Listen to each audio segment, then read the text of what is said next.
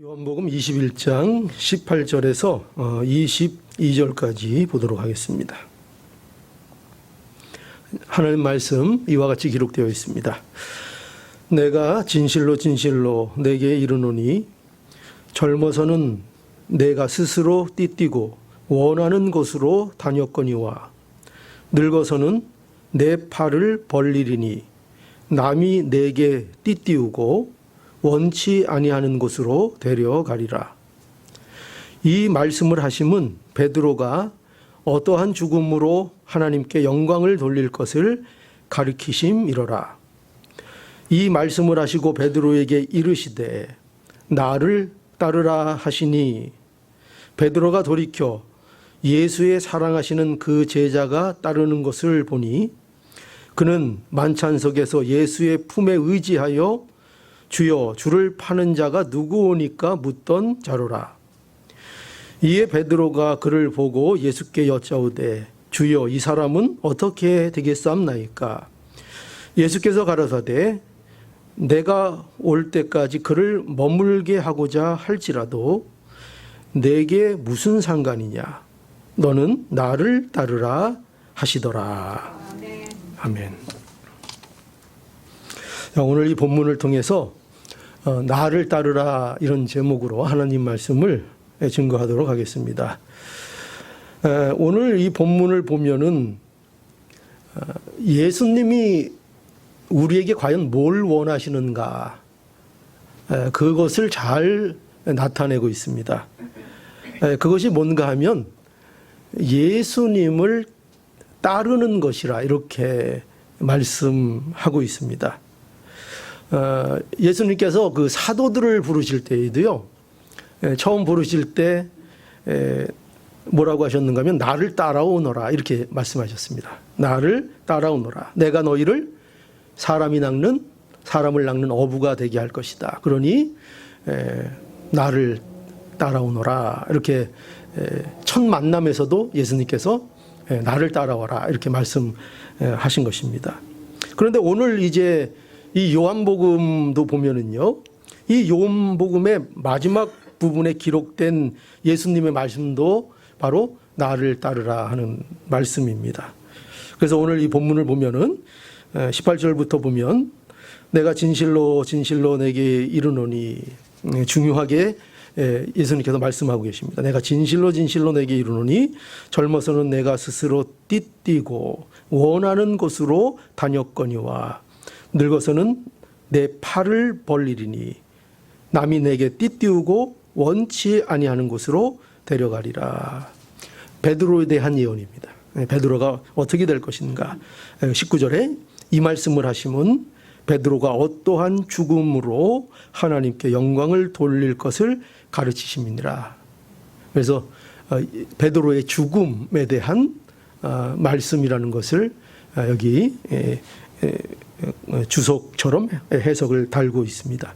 그리고 이 말씀을 하시고 베드로에게 이르시되 나를 따르라 이렇게 말씀하셨습니다. 나를 따르라. 그러니까 예수님은 베드로가 앞으로 어떠한 미래를 가게 될 것인가 그것을 말씀해 주신 거죠. 베드로에게 말씀해 주시고 그런데 그 말씀의 결론이 뭐냐? 결말이 나를 따르라. 결말은 나를 따르랍니다. 내가 미래에 이와 같은 일들을 앞으로 내가 겪게 될 것이다. 그것은 어떻게 보면 베드로가 상상하지 못한 일입니다. 전혀 베드로가 기대하지 않았던 일입니다. 그런 일이 베드로에게 생길 것입니다. 그런데 그런 말씀을 하시고 나를 결론적으로 따르라 이렇게 베드로에게 말씀을 주십니다. 또 그뿐만 아니라 여기 20절에도 보면은 20절부터 23절까지 오늘은 22절까지 읽었지만 보면은 여기 보면은 베드로가 요한의 또 미래에 대해서 예수님께 여쭙는 이런 내용이 있습니다. 보면 베드로가 돌이켜 예수의 사랑하시는 그 제자가 따르는 것을 보니 요한이 거기 예수님을 또 따르는 것을 베드로가 이제 본 것입니다. 보고 그는 만찬석에서 예수의 품에 의지하여 주여 주를 파는 자가 누구오니까, 가룟 유다에 대한 얘기죠. 그걸 묻던 자를라고 얘기하고 있습니다. 그게 누구냐면은 바로 사도 요한입니다. 그죠? 사도 요한. 그렇게 묻던 자. 그리고 21절에 이에 베드로가 그를 보고, 요한을 보고 예수께서 예수께 여짜오되 주여, 그럼 이 사람 그러니까 뒤에 따르고 있는 요한이죠. 따르고 있는 저 요한은 그러면 어떻게 되겠습니까? 그러니까 22절에 예수께서 가라사대 내가 올 때까지 그를 머물게 하고자 할지라도 내게 무슨 상관이냐? 너는 나를 따르라. 이게 예수님의 반응이었습니다. 그러니까 베드로가 요한은 어떻게 되겠습니까? 한마디로 예수님의 대답은 뭐냐면 너는 그저 상관하지 말고 뭐 하라? 너는 나를 따르라. 그거 요한 어떻게 되는 거? 상관하지 말고 너는 나를 따르라. 이렇게 말씀하고 있습니다. 따르라. 그러니까 이 말씀이 우리에게 뭘 말씀하고 있는가 하면은 예수께서 나를 따르라고 요청하고 계시다 하는 겁니다. 나를 따르라. 그러니까 예수님은 그의 제자들에게 원하시는 것이 뭐냐? 나를 따라오기를 원하시는 거죠. 나를 따라오기를 예수님께서는 원하십니다. 그러니까 이런 거죠. 너희가 나를 믿느냐? 이거죠. 너희가 나를 믿느냐? 오늘날 우리에게도 이렇게 물으시는 겁니다. 너희는 나를 믿는가? 또 이 앞에 무슨 내용이 있었죠? 베드로, 부활하신 예수님께서 베드로에게 찾아오셔서 내가 나를 사랑하느냐 3번 물으셨죠. 그리고 이 말씀을 베드로에게 하신 것입니다. 그러니까 이 말씀은 또 곧 우리에게 뭘 물어보고 있는가? 베드로에게 뭘 물어보고 있는가 하면 내가 나를 사랑하냐? 그죠? 내가 나를 사랑하면 그러면 너는 나를 따르라. 그죠? 그렇게 연결이 되는 것입니다. 네가 정말 나를 믿느냐? 나를 사랑하냐? 그것이 너에게 있어서 진심이 되기 위해서는 그러면 너는 나를 따라야 할 것이다. 나를 따르라. 이렇게 말씀하고 있는 겁니다. 그러니까 이 말씀은 오늘날 우리에게도 마찬가지입니다. 오늘날 우리에게도 오늘날 이 말씀을 통해서 계속 이 말씀을 주시는 겁니다. 너희도 나를 사랑하느냐? 그러면 사랑한다고 말만 하지 말고 사랑한다고 눈물만 흘리지 말고 더 정난하게 얘기하면 나를 실제로 따르라. 내가 가는 곳에 너희도 와라. 나를 따르라. 이렇게 말씀하고 있는 것입니다. 그러니까 우리가 예수를 만나고 예수를 알고 예수를 사랑하면 그 다음에는 반드시 해야 할 일이 있다는 것입니다. 그게 뭐냐? 예수님을 따르는 것이다 하는 겁니다. 그러면 예수님의 뜻이 만약에 이처럼 예수님을 따르는 것이라면 그러면 우리는 이제 우리 자신들에게 물어봐야 되죠. 그럼 나는 예수를 따르고 있는가? 과연 나는 예수를 따르고 있는가? 여러분 한번 가슴에 이렇게 손을 얹으시고 심장이 어느 쪽에 있습니까? 왼쪽에 있죠? 왼쪽에 오른쪽에 있는 분은 혹시 없으시죠? 왼쪽이 있죠? 그러니까 왼쪽에 손을 이렇게 얹으시고 한번 스스로에게 물어보십시오. 나는 과연 예수님을 따르고 있나? 한번 물어보기를 바랍니다. 오늘날 많은 사람들이 교회를 다니고 있지만 예수님을 따르는 자가 과연 얼마나 되는 것인가? 우리가 생각을 해봐야 할 것입니다. 예수님을 사랑한다는 말들은 굉장히 많이 하는 것 같아요. 예수님 사랑합니다. 많이 말들을 하고 그걸 마치 구호처럼 외치는 사람들도 많이 있습니다. 내가 예수님 사랑합니다. 예수 사랑, 예수 사랑. 그죠? 예수 사랑. 얼마나 그런 말들을 많이 합니까? 그거 뭐 그렇게 한다는 게 나쁘다는 건 아닙니다. 그런 표현이 있는 거 좋습니다. 그러나 중요한 건 뭐냐면 그런데 정말 예수를 따르고 있는가 하는 것을 우리가 점검해 봐야 합니다. 여러분, 우리가 이 예수님을 따르는 문제에 있어서 좀 우리 자신들을 점검해야 할 부분이 어떤 것들이 있는가 하면 이런 겁니다. 세상에 예수님 말씀에 대하여 세상에 보면 지적으로 동의하는 사람들이 많이 있습니다. 지적으로 동의를 합니다. 좋은 말씀이다. 좋은 말씀이다. 또 옳은 말씀이다. 참 맞는 얘기다. 이렇게 많이들 얘기합니다. 그러나 그렇게 지적으로 동의를 하면서도 결국은 예수님을 보면 따르지는 않는다는 것입니다. 그러니까 지적인 동의와 내가 바른 신앙을 하고 있다 하는 것은 결코 같다고 말할 수 없습니다. 그러니까 지적으로는 얼마든지 동의하고 지식적으로는 우리가 예수님의 말씀 또 복음에 대하여 그것이 좋은 것이라고 맞장구를 칠 수는 있지만 그러나 과연 그러한 지적인 동의가 우리를 예수가 가는 자리로 가게 하는가? 그리고 우리는 그 길을 가고 있는가? 이것을 우리가 생각해 보아야 한다는 것입니다. 그래서 어떤 분들은 그래서 착각을 합니다. 어떻게 착각을 하죠? 내가 지적으로 동의하고 있다는 것에 대해서 내가 마치 예수님을 잘 믿고 있는 것으로 착각하고 오해할 때가 많습니다. 내가 지적인 동의를 갖고 있다고 해가지고 내가 지금 예수님을 잘 따르고 있다고 생각하는 경우들이 많이 있습니다. 그러나 분명히 알아야 합니다. 지적 동의가 신앙은 아닙니다. 그저 지식적으로 안다고 해서 그것이 예수님을 잘 따르고 있는 것은 아니다 하는 것을 알아야 합니다. 또 그뿐만 아니라요. 또 어떤 사람은요. 마음의 감동을 느끼는 것으로 내가 예수를 따르고 있다. 이렇게 착각할 수도 있습니다.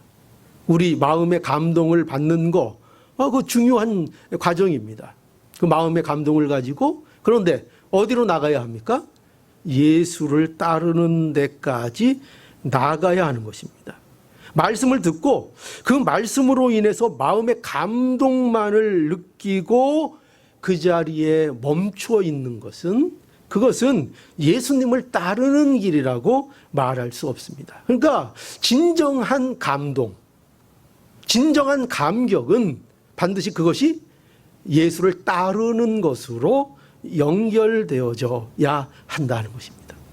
그래서 우리는 이것도 알아야 돼요. 단지 감정으로 기쁨을 느꼈다. 내가 감정의 감격을 느꼈다. 그래서 내가 나는 지금 예수님을 바로 믿고 있고 내가 예수님을 지금 따라가고 있고 그렇게 생각하는 것은 그것은 착각이라는 것입니다.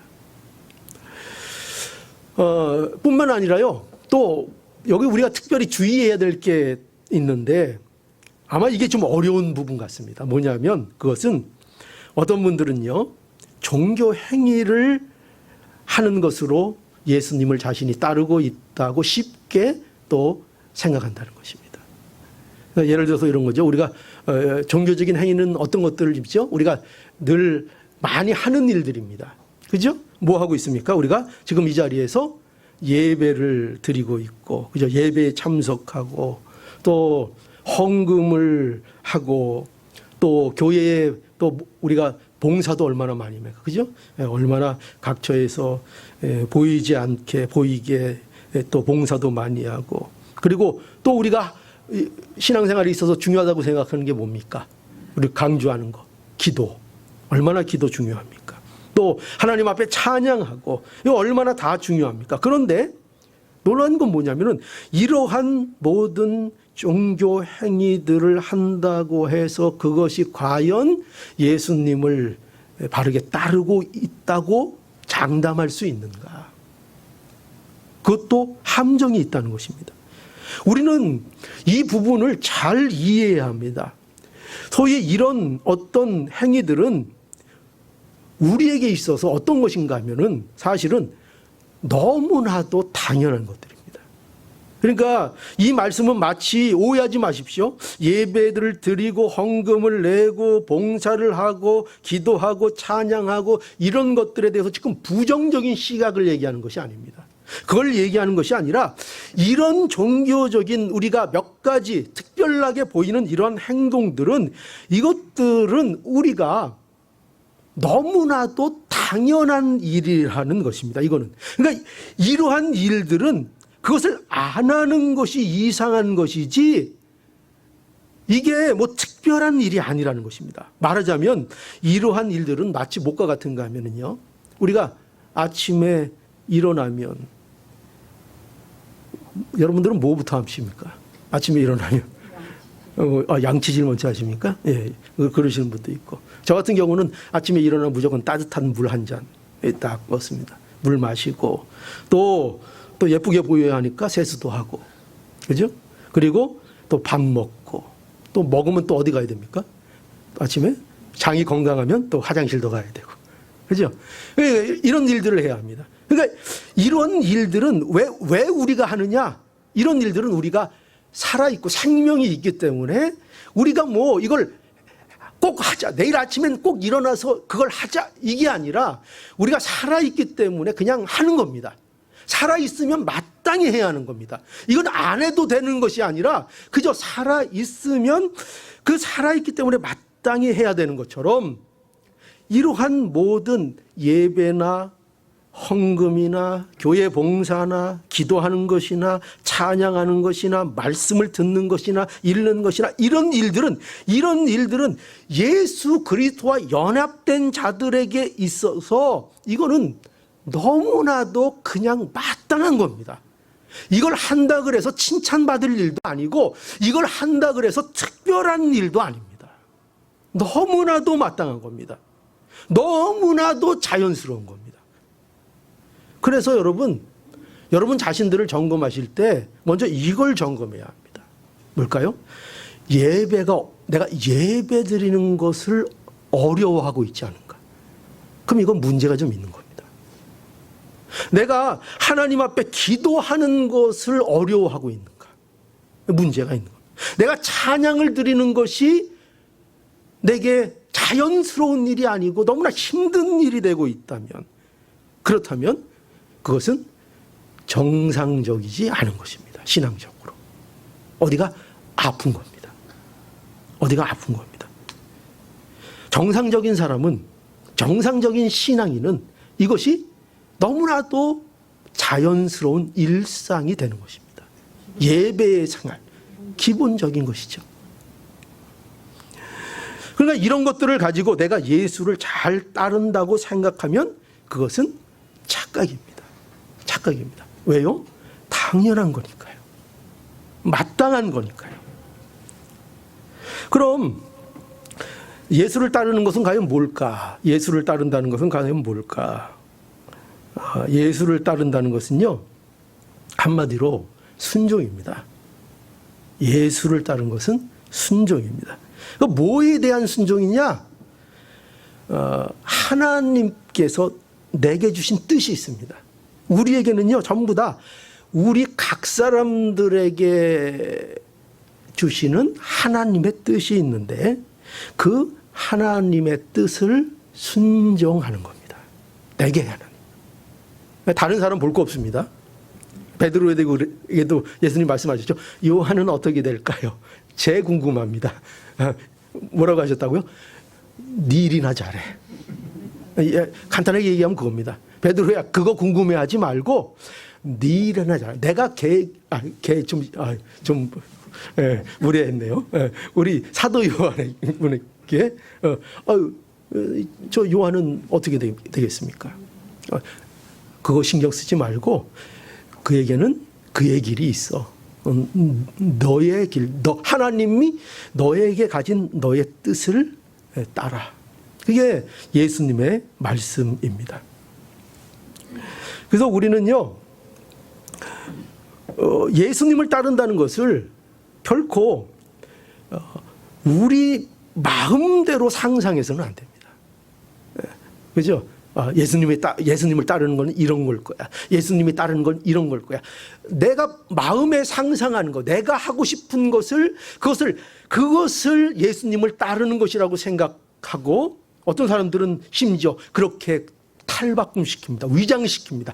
정작은 자신의 욕심인데, 자기가 가고 싶은 길인데 무엇으로 포장을 해요? 예수님을 따른다는 포장을 통해서 그 길을 가려고 합니다. 자기 마음입니다. 그러나 우리는 분명하게 알아야 돼요. 뭐냐? 예수님을 따른다는 것은 우리 마음에 상상하는 것을 가지고 예수님을 따라서는 안 됩니다. 하나님이 원하시는 뜻을 따라 가야 하는 것입니다. 그것이 기독교에서 말하는 신앙이요, 우리가 걸어가야 될 신앙의 길입니다.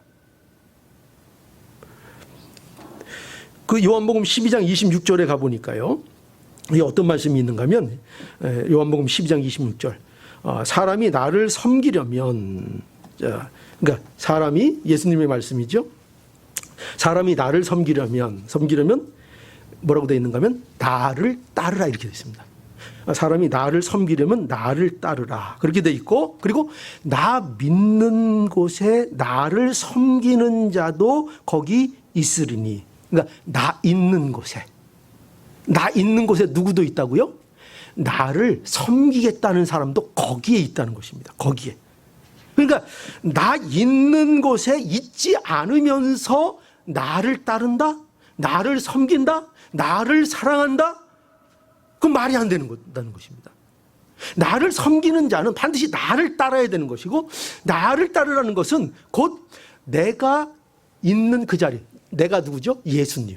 예수님이 계신 그 자리에 가는 것입니다. 이것이 바로 예수님을 따르는 것입니다. 예수님은 어떤 자리에 가셨습니까? 예수님이 공생애 동안 계속 있었던 자리가 어떤 자리입니까? 하나님을 순종하는 자리에 계셨습니다. 그죠? 그 일평생 그가 왜 고난을 받으셨습니까? 그가 왜 십자가를 지셨습니까? 물론 우리를 구원하시기 위한 겁니다. 그러나 더 근본적인 이유는 하나님께 대한 순종이었습니다. 하나님께 대한 순종. 그러니까 여러분 보세요. 예수님이 있는 자리, 예수님께서 언제나 계셨던 자리는 순종의 자리였습니다. 우리가 예수님을 따르려면 우리도 어디에 있어야 되는 겁니까? 예수님의 자리에 있어야 하는 것입니다. 그것이 순종입니다. 예수님을 순종한다고 하면서 전혀 다른 곳에 자꾸 가 있는 것은, 그것은 예수님을 따르는 길이 아닙니다. 예수님이 계신 것, 그 어디든지, 그것이 환난의 골짜기라든지 고난의 장소라든지, 그것이 어떤 곳이라도 예수님이 가신 그 자리에 함께 있는 것, 이게 예수님을 따르는 것입니다. 그래서 오늘 본문을 보면요, 그래서 예수께서는 베드로의 미래에 대해서 이제 말씀을 하신 거죠. 뭐라고 하셨습니까? 18절에 다시 볼까요? 내가 진실로 내게 이르노니 젊어서는 내가 스스로 띠띠고 원하는 곳으로 다녔거니와 늙어서는 내 팔을 벌리리니 남이 내게 띠띠우고 원치 아니하는 곳으로 데려가리라. 이것은 베드로의 미래를 말씀해 주시는 건데, 그러나 이것은 또 우리의 인생의 발걸음을 우리에게 잘 보여주시는 말씀이기도 합니다. 그 말씀을 통해서 베드로의 미래를 우리에게 비유로 설명해 주고 계신 말씀인 것입니다. 그렇죠? 우리도 그렇잖아요. 우리 젊을 때 어떻습니까? 젊을 때는 거침이 없죠. 힘이 있죠. 두 다리가 팔팔하고 무릎도 안 아프고 힘도 있고, 그래서 내가 원하는 것으로 얼마든지 다닐 수 있었습니다. 그러나 여러분, 나이가 드니까 어떻습니까? 나이가 드니까요, 내 마음대로 이제 가는 일들이 많이 줄어듭니다. 그리고 남을 의지해야 됩니다. 또 내가 원하지 않는 것도 가야 합니다. 왜냐하면 내 스스로 모든 것을 할 수 없고 누군가를 의지하고 그가 이끌어주는 곳으로 갈 수밖에 없는 처지가 되어버리기 때문입니다. 이것이 우리가 인생에서 겪는 일들입니다. 그런데 베드로가 그 길을 갈 거라고 말씀하고 있습니다. 그러나 이것은 영적이고 신앙적인 길입니다. 그는 이제 교회를 위하여 복음을 전하고 그 복음을 전하는 일로 인하여 이제 마침내 그는 죽는 길을 가게 될 것입니다. 죽음의 길을 가게 될 것입니다. 베드로는 사랑과 열정의 사람이었습니다. 그는 열정적으로 복음을 전하는 교회의 일꾼이 되었습니다. 그러나 그 일의 결말이 무엇인가 하면 베드로는 순교할 것입니다. 마침내. 전설에 의하면 베드로는 십자가에 거꾸로 매달려 죽었다는 전설이 있습니다. 예수님이 십자가에 돌아가셨는데 내가 어떻게 예수님과 똑같은 모습으로 돌아갈 수 있겠는가? 나는 거꾸로 매달려 이렇게 했다는 전설입니다. 이게 사실인지 진짜인지는 증명된 게 없습니다. 그런 전설이 있습니다. 어쨌든 은혜스럽고 멋있는 얘기죠. 베드로가 그렇게 순교의 복음을 위한 순교의 죽음을 죽었습니다. 왜요? 이것이 베드로에 대한 하나님의 뜻이었습니다. 베드로에게는 뭐가 뜻이었습니까? 교회를 위하여 봉사하고 복음을 전하다가 순교하는 그 길이 베드로에게는 하나님의 뜻이었습니다. 그런데 여기 20절에 또 이제 재밌는 장면이 나오죠. 아까도 우리가 잠깐 보았지만 20절에 베드로가 돌이켜 예수의 사랑하시는 그 제자가 따르는 것을 보니 그는 만찬석에서 예수의 품에 의지하여 주여 주를 파는 자가 누구오니까 묻던 자로라. 이에 베드로가 그를 보고 예수께 주여 이 사람은 어떻게 되겠사옵나이까. 예수께서 가라사대 내가 올 때까지 그를 머문게 하고자 할지라도 내게 무슨 상관이냐. 너는 나를 따르라 하시더라. 재밌는 장면이죠. 그죠? 굉장히 재밌죠. 베드로가 요한이 따르는 것을 보고 예수께 요한은 어떠한 길을 가겠습니까? 이렇게 묻자 예수님께서 그 대답은 한마디로 요약하면 뭐죠? 요한 걱정하지 말고 저는 이게 늘 마음에 듭니다. 너나 잘해. 너나 잘해. 제가 아는 어떤 목사님 교회에 한 해 새해가 되면 매년 그 큰 교회들은 표를 이렇게 딱 이렇게 만들고 하잖아요. 근데 그 어느 해에 그 교회 표가 뭐였냐면 너나 잘해 이거였습니다. 교인들이 볼 때마다 정신이 번쩍 들었겠죠. 너나 잘해. 우리도 그거 할까요, 여기다? 너나 잘해. 너나 잘해. 남의 일 신경 쓸 거 없다는 남이 어떤 길을 갈 것인가 상관할 거 없다는 것입니다. 중요한 건 뭐죠? 하나님이 나에 대한 뜻이 무엇인가 그 길을 따르라 하는 것입니다. 그 길을 따르라. 요한에게는 요한에 대한 하나님의 뜻이 있는 겁니다. 요한은 그 길을 따를 것입니다. 요한은요 오래 살았습니다. 오래 살았습니다. 베드로는 순교를 했는데 요한은 오래 살았습니다. 오래 살아서 좋습니다. 그죠? 오래 살면 다 좋나요? 오래 살아서 또 못 볼 것도 많이 봤습니다. 자기 동료들이 죽는 거, 자기만 외롭게 남아서 있는 그런 모습이었습니다. 그는 그에게 맡겨진 일이 있었습니다. 괜히 오래 살게 하신 건 아닙니다. 그래서 하나님의 계시를 기록할 많은 기회를 요한이 받았습니다. 노년에는 반모섬의 유배가 되어서 우리가 잘 아는 요한계시록을 사도 요한이 기록하게 되었습니다. 요한에게 대한 하나님의 뜻은 그거였습니다. 넌 좀 오래 살아라. 그리고 그동안 뭐 하라고요? 너는 나의 뜻을 기록하여 후대에 하는 나의 말을 전하라. 그렇게 해서 하나님의 영광이 되게 했던 것입니다. 그러니까 여러분 중요한 건 뭡니까? 중요한 것은 그들이 모두 자신에 대한 하나님의 뜻을 순종했다는 것입니다. 그 순종의 형태는 달랐습니다. 그렇죠? 너무나도 판이하게 달랐습니다. 그러나 그 순종은 결국 하나님 앞에 영광이 되는 것이었습니다. 베드로도 하나님 앞에 영광을 돌렸고 또 사도 요한도 베드로 하나님 앞에 영광이 되는 삶을 살았다 하는 것입니다. 그래서요 우리는 여기에서 뭘 이제 알게 되는가? 예수님을 따르는 건 뭐라고요? 순종이라고 그랬습니다. 그죠? 네, 순종이다. 그래서 우리가 순종해야 합니다. 예수를 따라야 합니다. 그것이 하나님이 우리에게 원하시는 것입니다. 우리는 예수님을 따라야 합니다.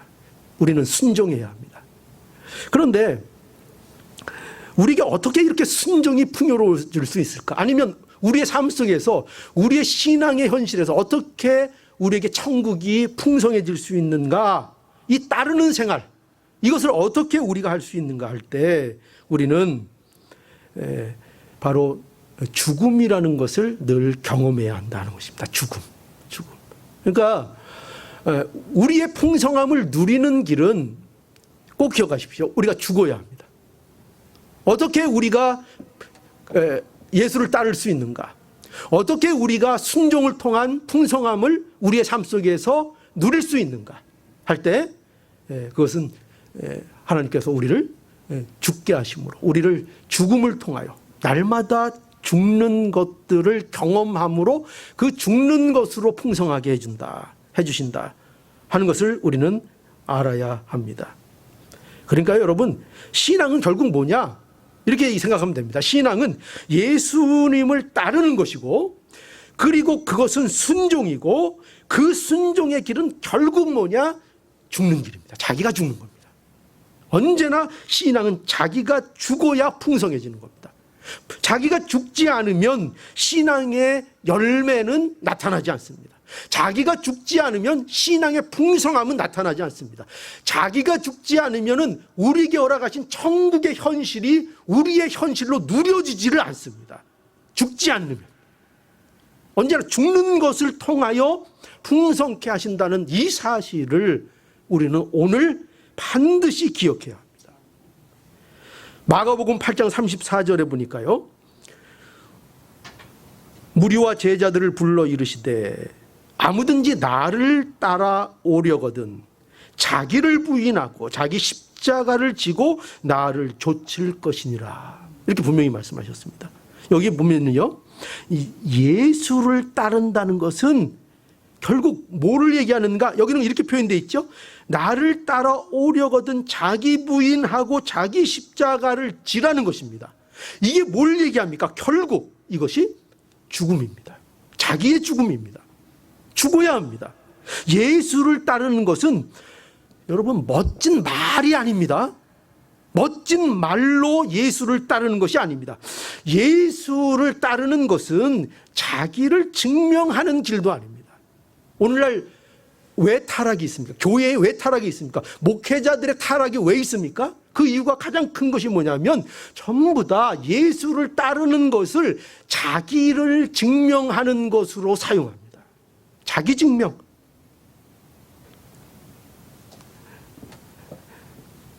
그러나 진작 예수를 따르는 것은 자기를 죽이는 것입니다. 그래서요, 여러분, 성경에 하나님 말씀 주신 말씀을 보면은요, 전부 다 뭐냐면은 전부 다 죽으라는 거예요.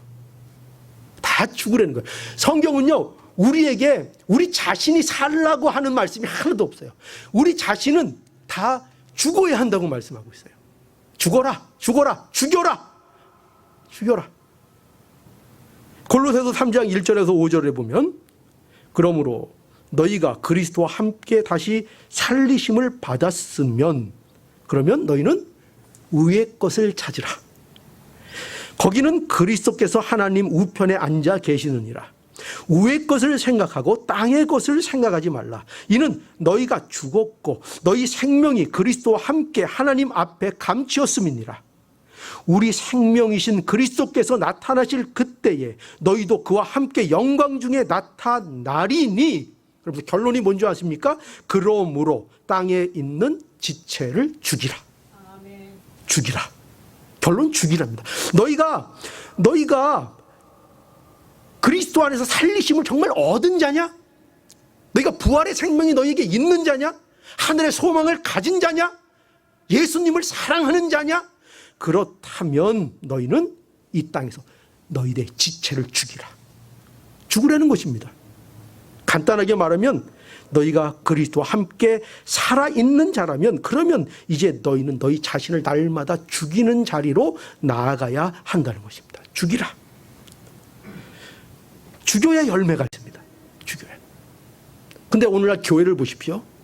다 그런 건 아니지만 자꾸 인간의 의의를 살려줍니다. 인간의 길을 보도다 줍니다. 아닙니다. 교회는 그런 것이 아닙니다. 신앙은 그런 것이 아닙니다. 신앙은 자기를 죽이는 것입니다. 자기를 죽이는 것입니다. 십자가를 통해서 자기의 가능성이 없는 것을 바라보는 것입니다. 십자가를 통해서 자기의 가능성을 찾는 것이 아니라 자신의 가능없음을 십자가에서 바라보는 것입니다. 그리고 우리는 하나님의 사랑과 하나님을 바라볼 때에 거기에서 비로소 우리의 소망을 찾는 것입니다. 우리 자신을 보면은 우리는 뭘 해야 돼요? 절망을 해야 합니다. 절망을. 우리 자신을 바라볼 때에 우리에겐 절망이 있어야 합니다. 우리의 희망은 오직 하나님을 바라보는 것으로부터 나와야 합니다. 내 안에서 희망을 찾으면 망하는 길입니다. 내가 죽지 않으면 망하는 것입니다. 신앙의 세계는 내가 죽지 않으면 망하는 길입니다. 신앙의 세계는 내가 죽지 않으면 열매가 없는 길입니다. 내가 죽어야 합니다. 갈라디아서 5장 22절로 24절. 오직 성령의 열매는 뭐죠? 사랑과 희락과 화평과 오래 참음과 자비와 양선과 충성과 온유와 절제니 이 같은 것을 금지할 법이 없느니라.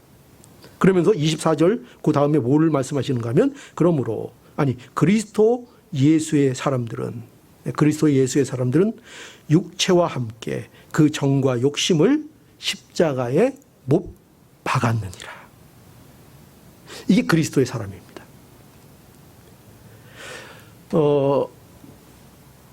우리는 누구냐? 십자가에 정과 욕심을 못 박은 사람입니다. 그러므로 우리는 우리 자신을 또 어떻게 합니까? 죽였기 때문에 우리는 우리 자신들을 또 죽여야 합니다. 또 죽여야 합니다. 자기가 죽어야 이 열매들은 죽어야 맺는 열매들입니다. 그렇죠? 여러분, 자기가 죽지 않고 이 열매가 맺혀질까요? 안 맺혀집니다. 성령의 열매는 자기를 죽일 때 맺혀집니다. 여러분, 그래서 우리가요, 죽음의 자리에 살지 않으면 이 열매를 못 맺히는 거예요. 그럼 예수를 믿는다고 하는데도 이 열매가 없는 거예요. 뭐가 없어요? 우리 자신이요, 예수를 안 따라가도 이런 것이 있는 줄 알아요. 사랑이 있고 희락이 있고 화평이 있고 오래 참음이 있고 자비와 양선과 충성과 온유와 절제 같은 것이 우리에게 있을 줄 압니다. 그러나 절대 그렇지 않습니다. 이 모든 것들은 죽을 때 우리에게 열매 맺혀지는 것입니다. 그러니까 여러분, 예수 믿으면서도요, 예수님을 안 따르는 사람들이 숱하다니까요. 그렇기 때문에 뭐가 없어요? 예수는 믿는다고 하는데, 예수님은 사랑한다고 하는데, 그런데 성령의 열매가 없어요. 성령의 열매가 조금씩 생기다가 다 말았어요. 우리는 풍성이 있다고 착각하는데 없어요. 나는 사랑이 있다고 착각하고, 나는 온유가 있다고 착각하고, 나에게는 성령의 열매가 있다고 착각하는데, 근데 들여다보니까 없어요. 열매가 없어요. 왜 없어요? 안 죽으니까. 자기가 안 죽기 때문에 이 열매들이 맺혀지지를 않습니다. 여러분, 예수님을 사랑하십니까? 그러면 죽어야 되는 거예요. 죽어야 되는 거예요. 누군가를 여러분 사랑하십니까? 그럼 그 사람을 위해서 죽어야 되는 거예요. 그죠? 그 사람을 위해서 내가 죽어줘야 되는 거예요. 사랑한다면 그 사랑의 관계를 지키고 유지하고 그 사랑이 풍성하게 되기 위해서는 자기가 죽어야 되는 거예요. 죽지 않고 풍성하게 되기를 원하는 그것은 죄송합니다, 도둑놈 심보예요. 자기가 죽지도 않으면서. 여러분, 그래서 우리의 삶 속에서 우리는 신앙 가운데서 교회 생활이고 가정 생활이고 직장 생활이고 모든 생활 속에서 우리는 계속 뭐를 염두에 두어야 하는가? 내가 과연 이 생활 속에서 죽고 있는가? 내가 날마다 죽고 있는가? 나를 죽이고 있는가? 인간관계에 있어서도 과연 내가 믿음으로 나를 죽이고 있는가? 죽는 삶을 살고 있는가? 아니면 예수 믿는다는 이름으로 세상 사람들보다 더 기고만장해져서 사람들을 비판하고 사람들을 깎아내리고 사람들을 하찮게 보는 그런 위치에 있는가? 우리는 이것을 점검해야 합니다. 여러분, 왜 신앙의 문이 좁은 문일까요? 멸망으로 인도하는 문은 크고 그 길이 넓어서 들어가는 사람이 많은데 왜 생명으로 인도하는 문은 좁고 그 길이 협착하고 찾는 이가 왜 적습니까? 왜 그렇습니까? 왜 그렇죠? 신앙의 길은 어떤 길이기 때문에? 자기 죽음이기 때문이에요. 자기가 죽는 자리이기 때문이에요. 신앙의 길은 자기가 죽는 길이기 때문입니다. 자기가 살아서는 결코 걸어갈 수 없습니다. 이 신앙의 길은요. 그러니 여러분, 우리가 우리의 삶 속에서 무엇을 바라봐야 하는가? 과연 나는 내 자신을, 나의 신앙을 무엇으로 점검해야 할까? 곰곰이 생각해 보시기 바랍니다. 과연 나는 예수를 따르고 있는가? 내가 순종하고 있는가? 내가 내 자신을 죽이고 있는가? 죽고 있는가? 죽고 있는가? 자, 명심하십시오. 예수님을 따르길 원하십니까? 예, 따르시길 원하시면 죽으십시오. 또 이렇게만 대답해 놓고 또 팔팔이 살아서 다니지 마시고 죽으십시오. 신앙 죽는 것입니다. 죽을 때 풍성해집니다. 이거 꼭 기억하십시오. 여러분들은 예수를 믿는다면 이런 사람이 된 겁니다. 여러분들의 풍성함은 오직 여러분이 죽을 때 풍성해집니다. 명심하십시오. 교회는 언제 성장하는가? 죽는 사람이 많아지면 부흥합니다. 죽는 사람이 많아져야 합니다. 죽어야 합니다. 그러니 여러분, 베드로가 그랬던 것처럼 그 자리에서 지금 멈춰있던 그 자리에서, 베드로도 그래도 멈춰 있었죠. 그죠? 예수님 부인하고 실망하고 낙담하고 사명을 잃어버리고, 그리고 베드로가 멈춰 있었습니다. 예수님께서 다시 찾아오셔서 이제 사랑을 확인시켜 주시고 나를 따라오라고 말씀해 주셨습니다. 지금 멈춰 있는 그 자리에서 일어서서 이제 나를 따르라. 이제 같이 죽자. 예수님 오늘 우리에게 이 말씀하고 계십니다. 얘들아, 같이 죽자. 날마다 일기 쓰시는 분들은 기억하십시오. 오늘 몇 번 죽었는가? 오늘은 몇 번 나는 죽었다. 그러면 그게 여러분들에게 풍성함이 될 것입니다. 날마다 주 안에서 죽음을 경험하는 복된 인생들이 되기를 간절히 바랍니다. 예.